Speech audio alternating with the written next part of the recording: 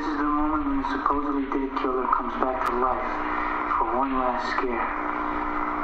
One last scare. One last scare.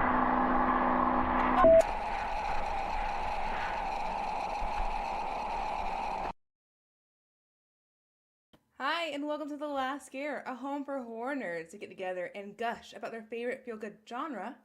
I'm Jayla. I'm here with Cam, and we have two movies that really hate kids to talk about tonight. You're not wrong. Oh my gosh, this has been a terrible year for children in horror in general. Oh yeah, you got Evil Dead, Skinnamarink, the movies we talk about literally every week. Every week. Cobweb, When Evil Lurks. What else? No child is safe is the point. I mean, yeah, Talk to me. Talk to me, The Boogeyman. Almost every movie we've seen. Any elevator horror is all about children in peril this year. Or worse. Let me just take a look at my table of contents in my notebook and see what else we got this year. Go for it. Knock at the Cabin had a child in peril. She was okay. In Sin, not really. There was a kid on the Demeter, right? Yeah, I guess there was. Mm. I'll be honest, I don't really remember Demeter. Yeah, we only watched that once. It Lives Inside was about, like, high school kids that were in peril. Saw had... Saw X. Saw X. Freaking yikes on that one. I was thinking about Saw X today. That was rough to watch, and when Evil Works comes in, like, hey! I don't know. I think Saw X is really it might be the best Saw movie because it's like really grounded and really gross and really mean. Yeah. Anyway, we talked about that a few weeks ago, but what's up first tonight? Jailbird. I'm so glad you asked me that. We'll be talking about Cobweb. We'll be talking about When Evil Works, but we're going to start with Cobweb, a movie that I watched this morning. You watched a few days ago. Cam, wanna kick us off, or you want me to start? Your non-spoiler. So this, first I gotta say, I'm finally on the Twitter. I'm reluctantly so, at the Palmyra party. She's at Cheese Stick Rat. That's me. And collectively, we are at Last Scare. That's also us. Dreaded asks, am I early? No, you're right on time. You're on time. It's so good to see you, Dreaded. Thanks for being here. I hope your series is going well. Yeah. Everyone, leave a like. We're going to get started. Yes. So, Cobweb. No spoilers yet. No spoilers yet. So, this movie opened among the Barbenheimer phenomenon. And was swept right under the rug. Right under the rug. It didn't really get a full release. Like, our theater didn't get it. I think you might have had to kind of go out of your way to find a theater that was. It's got some interesting creatives behind it. It's produced by Seth Rogen and Evan Goldberg. Yeah, that's so wacky to me. Yeah, I think it's their first horror movie. It's so wacky to me that this is the first one in particular. Yeah, they're really branching out because they also did, or at least Rogen did, Joyride, which I love. The comedy. Actually. That was, I guess, doing a comedy is not branching out. What am I talking about? Hey, it was all ladies. It made me cry. Yeah, he produced a lady comedy. That movie is really funny. Yeah, it was the raunchiest comedy of the year. Yeah, we saw like 3 in a row. Between that and No Hard Feelings and what was the other raunchy comedy? Oh my gosh, but we were saying like we see a lot of movies. Raunchy comedy's back, but it's for the ladies this time. Yeah, comedy is for the girls. Dreaded says it's going great. Cobweb, let's go! Let's go! I promised Dreaded like a long time ago that we would do this eventually. Aww. So that's why we're doing it. Heck yeah. We do it for you in particular. We do it for the fans. And Dreaded in particular. We do it for the fan. As you were saying. What was I saying? We got sidetracked because Seth Rogen. Yeah. So it's edited by Kevin Gruder, who edited most of the Saw movies and directed the ones that he didn't edit. Cool. So yeah, Saw guy. I was expecting some weird, wacky editing, and this one, I wouldn't say it was, Saw levels of weird, wacky editing, but this is about family problems. Okay, so I'm really interested in like the themes. I feel like they have a few different themes going on in this one. I did like the tone because the tone was very dark fairy tale. Yeah. I got some hints of Coraline in it. It reminded me of a movie I watched recently, Pilgrim, that's also like a dark fairy tale, but Pilgrim's a whole other thing. Not to be confused with Eli Roth's Thanksgiving, no. Which next week, folks. Next week, stay tuned. I really appreciated that. I thought it was well acted all around. Anthony Starr for the Boys fans, he's in this. I haven't watched The Boys, but he was real creepy in this. Oh, you should watch The Boys. He is menacing. He is scary, dude. Yeah, I mean, I've seen him on the poster, and he's got his, like, jaw unhinged. He's like, I So, think it's creepy looking. It looks like a carnival or something. imagine Superman, but the biggest asshole possible. I know, like, oh, that guy's an asshole, but that guy is an asshole, and he has problems. So the way that Ben Affleck views Superman in Batman v Superman. Even worse. Quick hello to Lil Wolfie. Thanks for being here. I really liked Anthony Starr's performance in this. He is definitely creepy. The parents are really creepy. In general, they're a little weird, little weirdos. Yeah, they start out just kind of creepy, and then you find out that it is not just surface level. No. But we'll get into that. Do you have any other quick non-spoilers before we actually talk about meat? The guts? Meat. Just talk about... You didn't say the meat. You just said meat. We're going to talk about meat. Meat is murder. Screenwriter Chris Thomas Devlin did Texas Chainsaw 22. For what it's worth. Dreaded says, the dad pissed me off. Homelander is my favorite villain besides Green Homelander is, man. Oof. Oof. That's all I'll say before I will just let Cam watch it. Yeah. So, mothers and fathers and other family members and scary stuff. I don't really know what to say without getting into spoilers. So let's give our recommendations up or down for the non-spoiler section. If you're in a mood for a Halloween-esque feeling movie, dark fairy tale-esque movie, I think this is a good move for you. Watch it with your friends. Have a scary movie night. Pop some popcorn. Enjoy yourselves. Yeah, I'd say watch it and get back to us. I can't say that this is like essential viewing. Yeah. I was not satisfied with the ending. Yeah. Which we'll dig into. That's a good point. That's the one thing I'll say that didn't make me happy, but I can see why people love it, and there's a lot of people that enjoy it. So if you see the premise and it interests you, check it out. Yeah. So I guess here's our spoiler warning. Just middle of the road on that one. Good thumb sideways. It's not so completely sideways, just a little bit up. So, spoiler warning. Spoiler warning, leave now. It was a spider girl this entire time? Madam Web? I love creature features. Don't get me wrong, but I just feel like that ending would have landed better in a different movie. I didn't mind the reveal. I think the monster had an interesting look to her. I especially like when she's first revealed, just the eyes peering through the darkness in the little door. That was very, very creepy with the smile. You remember that? Yeah. And then when you actually get to see her full face in the light, she's actually kind of terrifying to look at. Looks like the Grim Cuddy poster, which is a movie I haven't watched because it got really bad reviews. But parents thought their daughter was a monster, and well, she was a monster. Or she just, never mind. Go ahead. And so she's calling out one day on Halloween night, asking for help because her parents are like locking her up in a basement and dumping her in a pit. And some girl witnesses it and ends up getting murdered by the parents. And so she is buried in the backyard. Wait. Go ahead. Go ahead. I thought she killed the little girl. No, the parents killed the girl. That's my understanding. Because she was like, she gets the kid to kill his own parents, which is really just breezed by. And she, how'd they die? Was it just like the little girl or the girl? So I assume that she saw or was involved with the girl's death, and the parents covered it up, but that's why they're so like stressed out. The parents, I believe the parents killed the girl because she heard Sarah, the sister, asking for help, and couldn't do anything about it. Interesting. I thought Sarah killed the girl herself.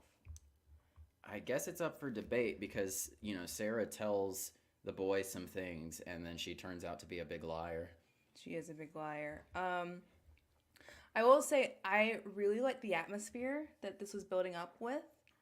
Yeah. It just kind of deflated once we got to see her face. After we got to see her face, it kind of deflated for me. Mm-hmm. I still like the movie overall, but I feel like with such a strong first 3/4, it just didn't really hit that home run right at the end there. I think the pacing is pretty good. Yeah. I think but you know, it's a short movie. It is. But it still has some fluff in it that they could have trimmed the fat a bit here. There's a scene where Daddy Homelander is outside with the kid and he's talking about the blighted pumpkins and how they need to bury them, which is weird. It's a weird scene because the kid knows that the girl's bones are out there. And so ostensibly his dad is saying, hey, dig up the bones. And nothing happens there. Yeah. Yeah. No, I agree. That was really weird. A lot of the conversations the parents have with him felt off to me. Because I'm like, you could just like sit your kid down. Like, hey, listen, your sister's kind of a monster. Yeah. But no, I agree. That scene I thought was going to be a part of a bigger reveal. I thought it was going to be like, show the actual full-on menacing side, have the mask slip from Daddy Homelander, but it didn't. It just kind of went on. One of my favorite scenes was actually just a dream that didn't lead anywhere anyways, which, you know, dream sequences happen. It's when he's dreaming and Homelander's in the corner and he's like blinking all loud like, and then the mom... the clicky blinking. Yeah, I was like, oh, this is cool. This is really, really cool. And then it just kind of happened. I think cool that scene out in the garden... There's some kind of overt symbolism. He's telling him that they have to bury the pumpkins so the other ones don't rot. I think I have a note here about it. He did say something similar to that. But what would happen? Like what's the rot? Is it the problem with Sarah is gonna bleed over into the boy? I can't remember the boy's name. It's grief and trauma. Peter. Oh my God, get out. He is like, you know, we gotta get rid of one pumpkin to protect the others. You understand, right? And the kid's like, oh my God, he's gonna kill me. Not like, oh my God, my sister's a monster. Yeah. Another thing they don't really show but imply, as you mentioned, is that Peter kills his parents. No, they don't imply it. They definitely show it because I didn't see him putting like the rat poison in the food. Well, yeah. Okay, I got you. I got you covered. So in the beginning. He's like, oh, so it's like cinnamon when they have the rat poisoning situation, and then the soup smells like cinnamon. The parents get rat poisoned, and later on, Sarah's like, did you do it? Are they gone? So like she told him what to do. Okay, yeah, fair enough.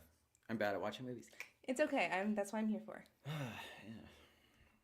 That food looked disgusting. It really did not look appetizing in the first place. Absolute gruel. How do you feel about the mom? Do you think it was rotten pumpkin soup? Probably. They can't waste it. The mom.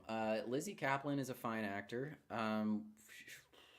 Cloverfield, she was in that. Yeah. I love Cloverfield, if you guys don't know.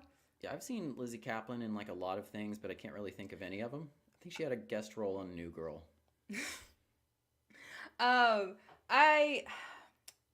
They were good and creepy, yeah. They were good and creepy. I feel like a lot, you were talking about fluff earlier. I feel like they could attribute some of that fluff to the teacher, the substitute teacher, because she just kind of disappears for a little bit, and she comes back right at the end. I would like to see more of her. Have her. Yeah, Cleopatra Coleman, she was, I believe she was, what's his name? Skarsgård's wife in Infinity Pool. I don't think I've seen her in anything else. She's really cool, though. I think she's up and coming, but her character is a really good contrast to the parents. Basically, there's two scenes right next to each other. There's the scene where she is scooping the spider into the cup with Peter, and they just put the spider outside because Great symbolism. A gentle, harmless creature, and she sets it free. And it's like basically the next scene when the dad is teaching the son how to poison rats and just kill them. And that's another thing that I feel so strong about this movie, that it has like this amazing foundation. I wish they leaned into more stuff like that, because the daughter herself was like a spider girl. She like had all the spiders in her hair, a lot of her symbolism and the way she actually looks is directly tied to spiders, and how they wanted to just hide her away. She showed compassion. So I kind of wish they leaned in more to that kind of symbolism. Mm-hmm. It feels like I'm dogging on this movie way more than I actually feel. I didn't hate it. I just didn't think it was the freshest thing I'd ever seen. I agree. And I feel like I'm more passionate about a movie where I enjoyed it, but I see the potential, like, long-term potential, the potential it could have had. I feel really passionate about things like that. So I kind of sound more negative than I mean to. But I still recommend it if any of this sounds interesting to you. Had great atmosphere, had a great visuals overall. There's a scene where they shoehorn in a Shining reference because the teacher, Miss Devine, is whacking the wall with a fire poker, and it does the thing where the camera follows the movement very exactly. It's like jerk, jerk, like the axe in The Shining. It's clearly a similar thing where the teacher, it's a woman and a child, a boy in peril, and they're up against a horrible monster, whether it be Jack Nicholson. whether it be Jack Nicholson or a little spider girl. Not the cool kind. Not like Gwen Stacy. Yeah. I also kind of laughed that he just like Rapunzeled up her hair. Mm-hmm. That got a little bit of a chuckle out of me. Yeah. Dark fairy tale, you were saying, right? Yeah, exactly. So there's also some Stephen King bullies in here. Oh. There's Brian. He's the main one who just goes and just smashes his pumpkin, which is a jerk move. Yeah, until he gets pushed down the stairs. His legs are like, the child actor there is Gary Busey's son. Yeah. What? And if you look at his face, you can see it. What? Yeah. That's insane. Good for him. That's crazy.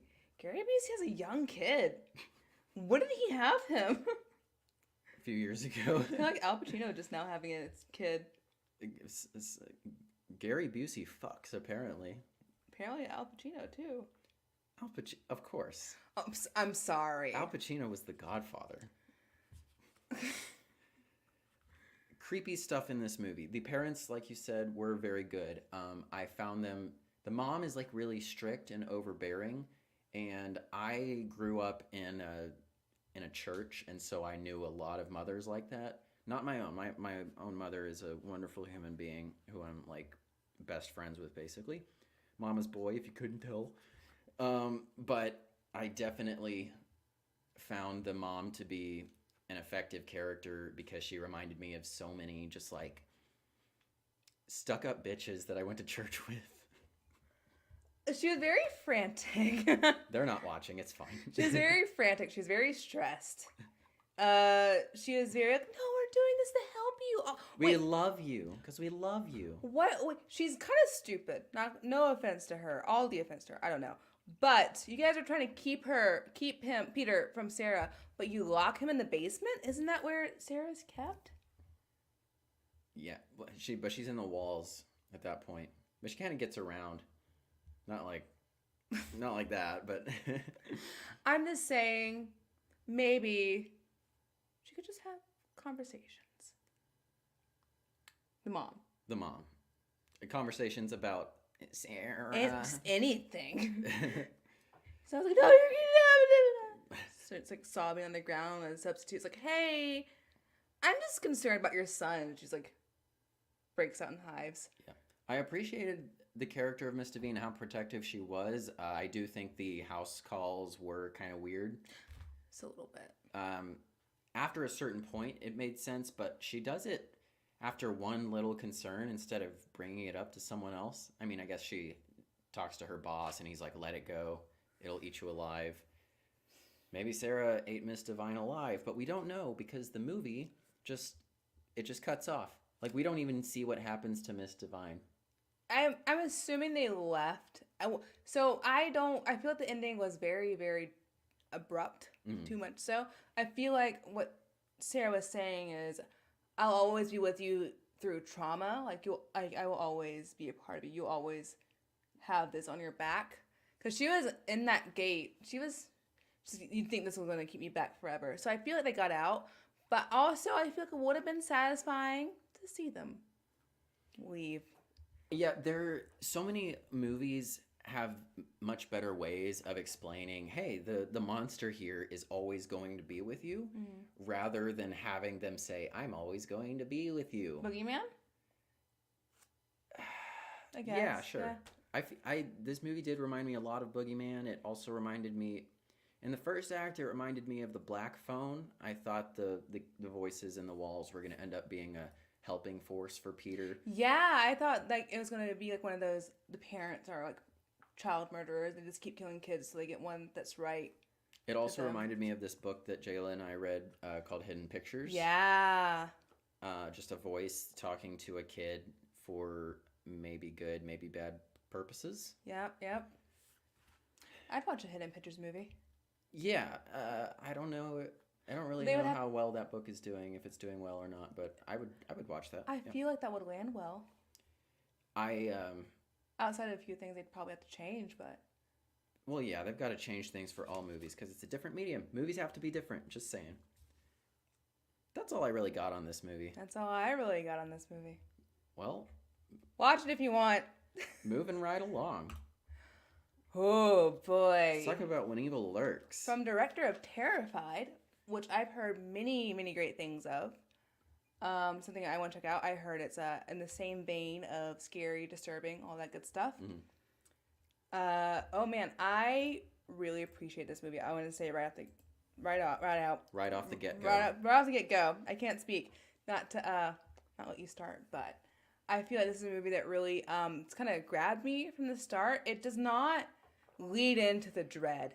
It just starts with it, and it doesn't end. This is not a movie that's like a slow burn. This is a movie that like starts the burn and then just like keeps putting fuel on the fire. Yeah, the beginning felt like it kept ramping up. I kept thinking it was going to build up to a big inciting incident, and then it does, but you're sort of already in the heat of the moment. It's all basically the shit is already hitting the fan from the beginning of the movie.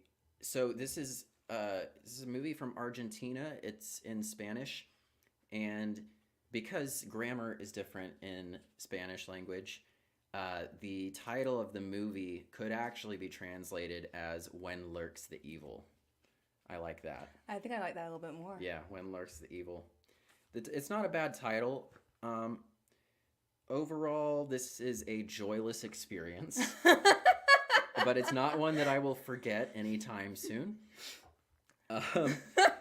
My gripe with the movie that I can say before spoilers is that most of the story is kind of told through dialogue, which was frustrating because we had to read the movie, and the problem there is that we were trying to take notes and we can't actually listen to it while we're taking notes because we have to read the movie.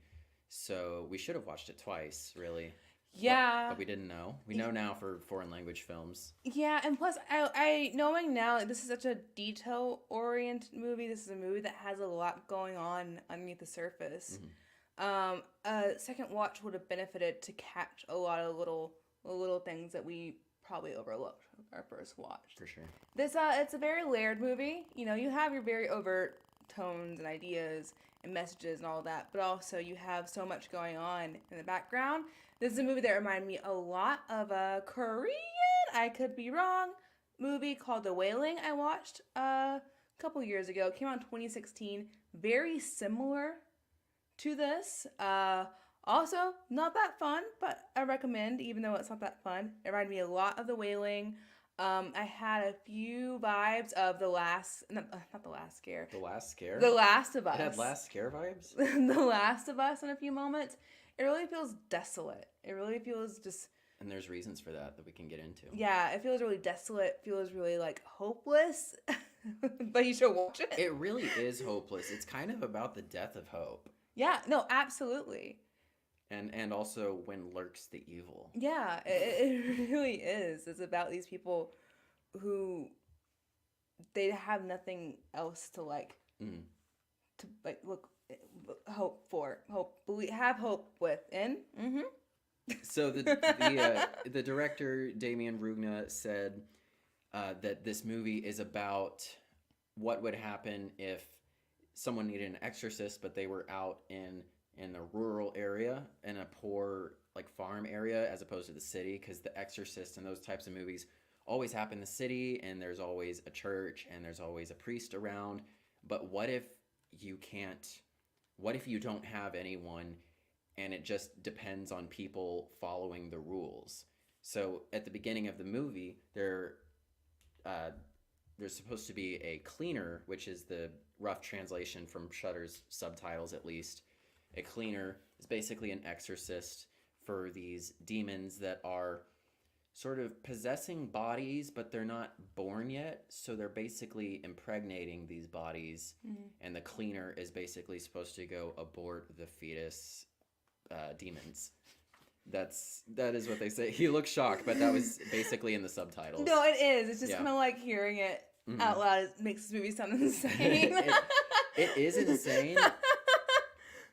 It's a really disturbing movie. Oh yeah. There was a moment in it that it just made me immediately uncomfortable, and that's kind of rare. It's rare for me to actually be as bothered as I was by the scene. I haven't really felt that way since like Skimmering, but it's worse than that. It's like a more it's so much worse. It's more of an actual violent thing. So I would say I haven't felt like that since Hereditary. And it keeps going. It's not like a quick like okay, is this still happening? It drags it out a bit. It happens very suddenly, and my hand actually went up to my mouth like I was in shock. I was sitting in shock behind him, and we made the same move. I went like this. I never react like that. And we were watching this at home. We didn't even see this in the theater. Yeah, like it was. I wasn't even that immersed, and I was like, oh shit. This is not a movie for everyone. This is not a movie if you're just getting into horror. Don't start with this movie. You might hear a lot of praise. It might be the horror movie. Unless you like just being really bothered and upset. Unless that's what you're looking for. Cause I mean, yeah, that's true. When I was young, if I had seen this when I was younger, this would have really, really stuck with me. But like now that I'm older and I've seen so many, it's not really gonna stick with me that hard. Like I'm already over it. But when the thing happened, for a second, I was like, I don't want to watch this, but it's okay. I feel like if we saw this in the theater, it would have stuck with us way more. Yeah, for sure. I feel like we would have been at the concert like, oh God, oh no. Yeah, we went to a concert the night that we might have gone to see it and passed up our opportunity, and it was an All American Rejects concert. It would have really changed the vibe of the night for sure. It absolutely would have. I mean, we still would have gotten to see a coked out Tyson Ritter kind of dancing around in a mesh top, but he was having the time of his life. Yeah, good for him. Hope he's okay though. I think he's fine. Yeah. So the director said, "I have no religion and I hate religion as a business. I love religion as faith or for helping people, but not as a business." I very strongly agree with this. That is my gripe with churches that I used to go to, is that nowadays they run as a business. You know, every church is always asking for donations, for offerings and tithes and whatnot. I really do admire faith. I admire people's faith, but I don't really like religion as like a political force. You know, people are going to take advantage of that kind of thing. That's the whole catch. Yeah. Is like they see something that should be sacred, and they see vulnerability within that, and they use that to be greedy. Yeah, I mean, mega churches, it's all about making more money. I'd say smaller churches don't have that as much, just based on the many, many churches I've been to. But all that to say, this movie is sort of about... It's very much from a kind of nihilistic perspective. Oh, absolutely. It's not coming from a religious point of view, so it has that going for it when compared to other possession horror. I don't like a lot of possession horror, but I do like this because it manifests in a very physical, visceral way. I appreciated that because there's actually some body horror going on to it. It's not your standard fare of just... people going, Drooling a little bit. I'm gonna get your soul.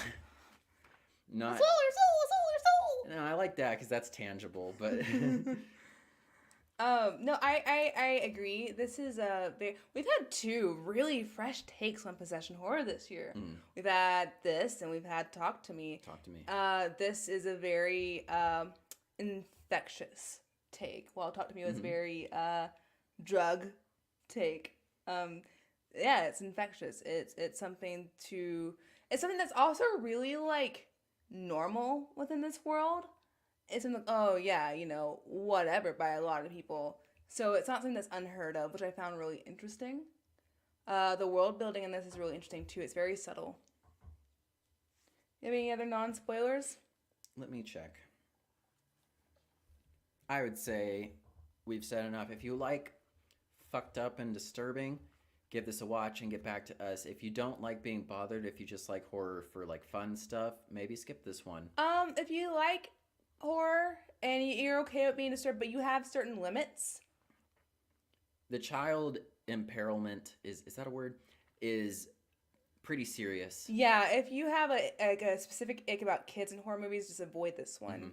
Just for as a warning, just to be straight up. And I would say I don't like when they do dead dog stuff in movies, so warning about that, but it's worse than that. Yeah, it's just a whole bag of bad. But we're gonna go ahead and jump into spoilers, and so what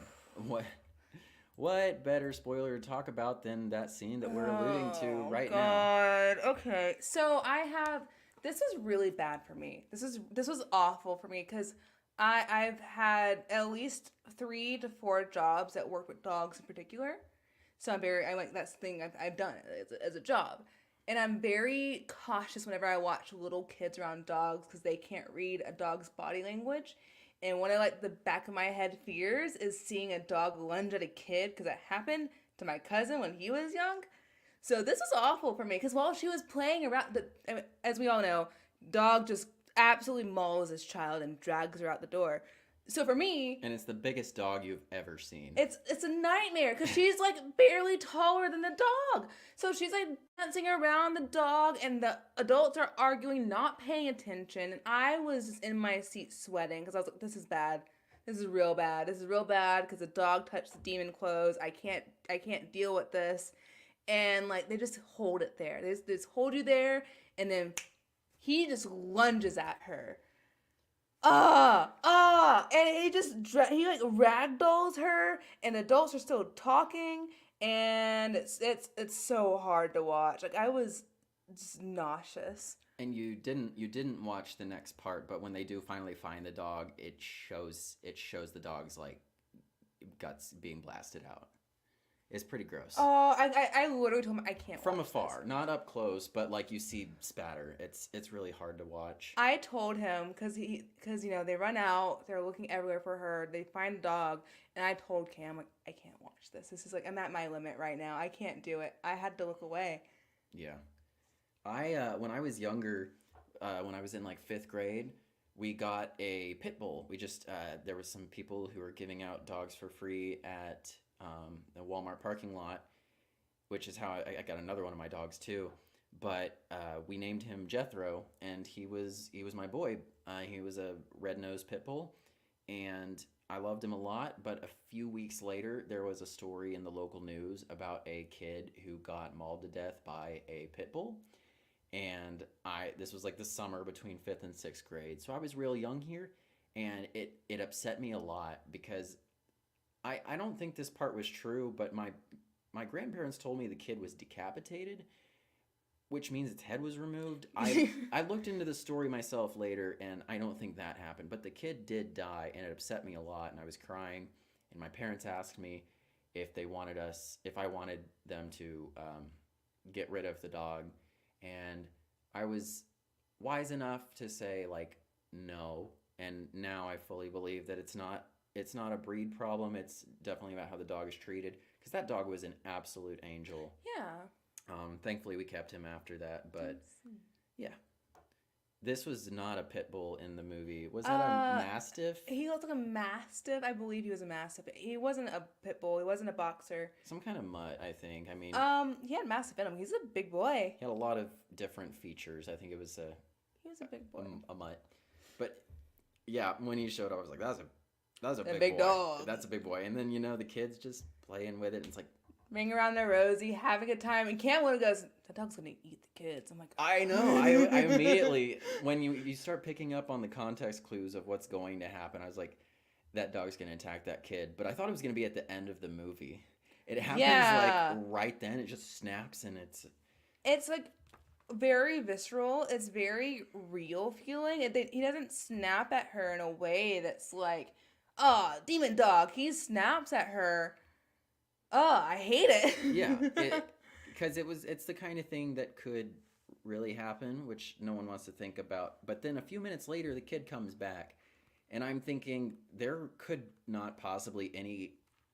be any greater relief than that moment when the mom is finally reunited with the kid. See, I couldn't even think about that because like she was a demon child at this point because her face was completely fine. I was like, no, this is just sad. This is just sad because like that kid is not a kid anymore. Ideally though, yes, I agree. Yeah. Sorry, I didn't mean to harsh your sweet point. You didn't harsh my sweet point. You're really harshing my sweet point here. I don't know. What else? Okay, so early on in the movie, there is this horrible, swollen ghoul of a possessed man called Uriel. He looked like SpongeBob when he got the suds. I know you don't know that episode, but that's what he looks like. All you friggin' SpongeBob kids with your endless comparisons to something from SpongeBob that I have no idea. Now. But everyone my age online always has some sort of SpongeBob analogy to compare any situation to, and I'm just like, oh, can't relate. I don't know what you're talking about. But that's really gross. Uriel is a name from the Bible. I'm pretty sure it's the name of an angel. Archangel? And so this sort of lends itself to the idea of, like I said, it's a nihilistic movie. So basically, the idea. Yeah, okay, I see it. Basically, the idea here is that God is dead, or the idea of God is dead, and God is gone. And so what happens when people are left to fight the demons, they have to follow the rules, and you can't trust people to follow the rules. This isn't like my own thoughts. This is basically the way the director explained it in an interview that I read. Mm-hmm. But there's like 7 different rules about what to do with these demons. Mm-hmm. Don't use electrical lights because the shadows summon the spirits. Don't get them wet. Don't feed them after midnight. Cam. The rules are no electric lights. Don't take anything from someone, from like the possessed or possessed. Don't trust animals because they are the most vulnerable. They get changed and act weird first. Yeah, the pregnant lady saw the goat and just kind of that one just was like, that one. That goat's looking at me real creepy, and that's just goats, man. I had a pet goat, and I hated the way he looked at me. He had these gross, creepy little eyes. Their pupils are weird.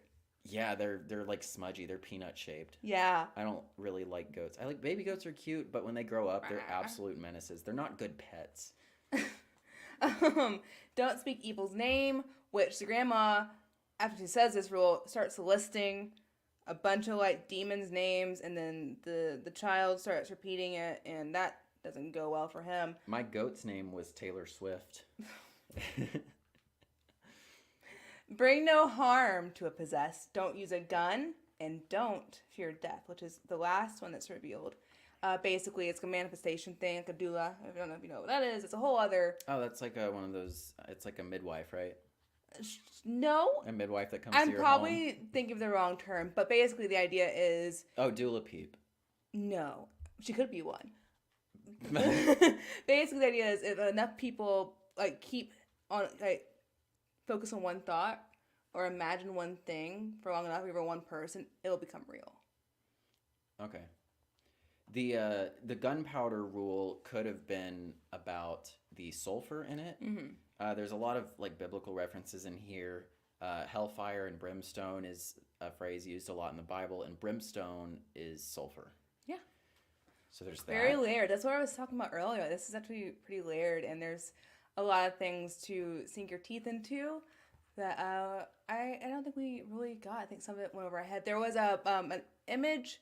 There's a scene after they went to the house for the first time. They discover him. He's all like pussy and like gross looking. And after they go back home, and there's like a single bullet that one of the brothers have. And then when they get back home after their awful journey of family annihilation, there's 3 bullets. Don't know what that means, but that's the thing that happens. That's the kind of detail that just whooshes. Oh, you know what? I bet they're gonna do it all around killing. They're gonna. I don't really expect Pedro and Jimmy to stick around after all that's happened. Yeah, so they're gonna I think that's what the 3 bullets are for. By the way, we should talk about Pedro real quick and the slow reveal of his characteristics, because at first, you know, we really tend to believe wow, I forgot the word. The word for the main character. Protagonist? Protagonist, thank you. I was thinking of antagonist. Protagonist as a hero. But, you know, we found out about the restraining order. We found out he tried to kill his son. It's a bit rough. We see that he doesn't really have a good grip on his anger, and that's kind of his demise towards the end. He doesn't have a good control of his like emotions, and then especially in the situation that he found himself in, surrounded by a bunch of demon kids and all that fun stuff, which ultimately seals the deal for him. He looks like Old Man Logan. He does. A mix of Old Man Logan and Joel. Yeah. And his name is Pedro too. Pedro Pascal. Yeah. Although, were you talking about video game Joel? No, I was talking about movie Joel. Movie Joel. TV show Joel. Movie Joel. Movie Joel. Whatever. You know, we talked in great deal of the dog, but can we talk about the axe to the self-axing? Mm-hmm. She like slowly chopping at her own face. Oh, that was like the first 10 minutes of the movie or something like that. Yeah, first 20, I think. First 20. She, after axing her husband in the head, that's when the shit really kind of hits the fan. Yeah. But the way the evil infects everyone is... So another thing I read that the director said is that the evil in this is inspired by these farm pesticides in Argentina. Oh, yeah, I read that. That are causing cancer, and they have a lot of kids working in the fields too, and these people are, you know, really underpaid. They're working for just a couple dollars a day maybe, and it's sort of a predatory situation because they're putting these pesticides out, and ultimately it's killing them, including kids. And it's about the bureaucracy of that, about the kind of careless capitalism of forcing these people to give up their lives just to make a few bucks. Yeah, you know, that really ties in well with the main themes, because they are left to fend for themselves. They're left in a godless world. Yeah, they don't have an entity above them to protect them, whether it be a god or the government. There's no one watching their backs, so they're kind of fending for themselves in this situation. And yeah, I like that. And they have to follow the rules in that situation, because ultimately without that guidance, without anyone looking out for them, all their fates are left to the impact of their choices. And you've got people breaking the rules all throughout the movie. They've got them shooting the clickers, and using lights constantly, being afraid all the time. All the rules are broken. Oh, that makes me think of another thing. 2 things. Bring up so much great stuff. First of all, how do you feel about the town having a protocol where there's no lights on? Yeah, they activated the protocol. They go outside, all the lights are off. That's what I meant earlier with like this world building. That it's not like overt. So like everyone's in town is like on alert for the situation. Mm-hmm. I found that really interesting. I want to know how you felt about that. Well, they said the city. I think they meant not the small city. town. No, I think they said city. Yeah, they said city. I think like they heard on the radio or something that the city had activated the protocol. So the city maybe was able to look out for each other and look out against the evil, but we're stuck with the poor people in the farm community who don't have all the protections of, having priests and cleaners and stuff. Interesting. I missed the radio call because the way I caught it was when they go outside right after the poor, what was his son's name? I don't know. His son, the mom comes back and takes son for a ride. Right after that happens. And she's having a snack? Right before that happens, right before that scene, they go outside and they're panicking, and the older woman, she goes, all the lights are off. They've activated the protocol. Who knows what's happening? So that was really interesting. I'd say I'd be interested in seeing something from, even if it's a short, from the perspective of within the city, because it's supposed to be like a plague, from my understanding. Like, this is like spreading so rapidly.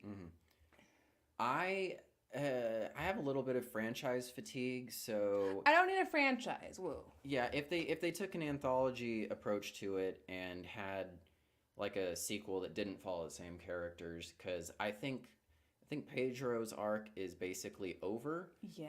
His having the mark on his head and forced to roam around forever is a reference to Cain in the Bible. Cain and Abel, Cain who murdered his brother and then was exiled and had to roam the earth forever. That's a slight reference to that, because he can't get the mark off his head when he's washing it off. Yeah, and really, a lot of the stuff that happened that was bad is directly because he broke some kind of rule, or he just wasn't thinking, or was thinking selfishly even. Jesse Eisenberg would be disappointed. You gotta follow the rules. I was gonna say, do you think the ex-wife slept with Jimmy because she's like, you said you love me, like when she's like all dead and stuff against the yeah, tree? there is that. Like, maybe. I mean, he was always a lovebird, No, that was Pedro.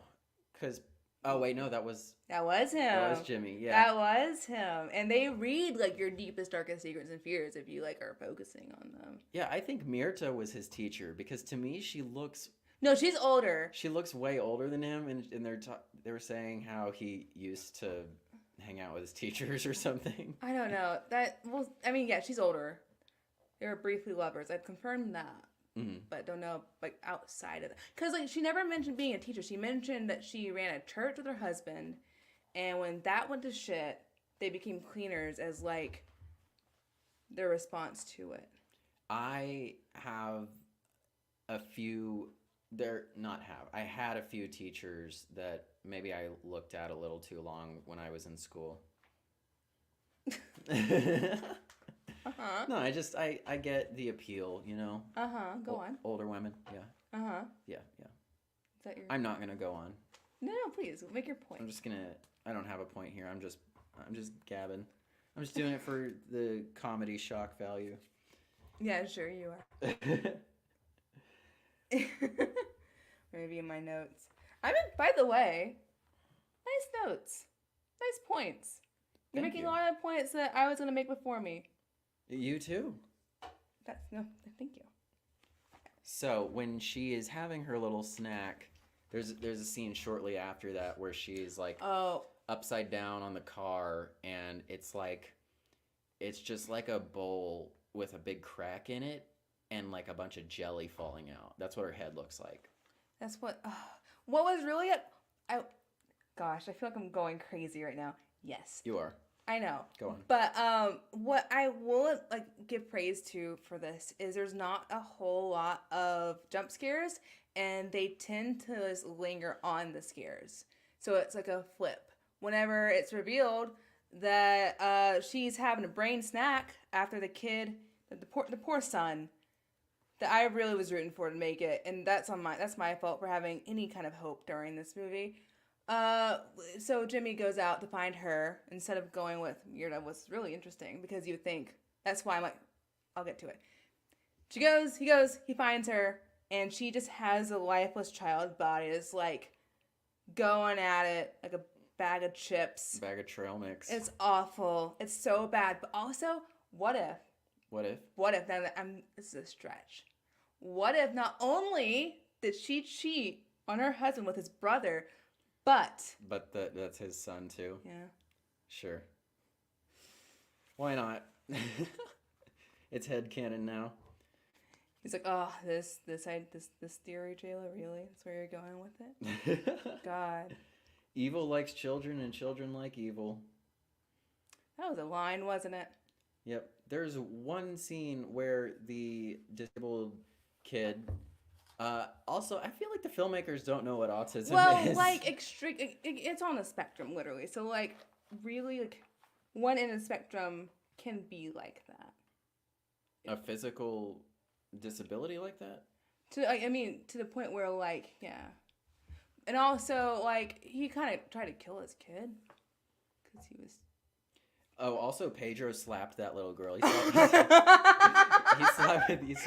the shit out of that little girl. He was like, yeah. Like, stop.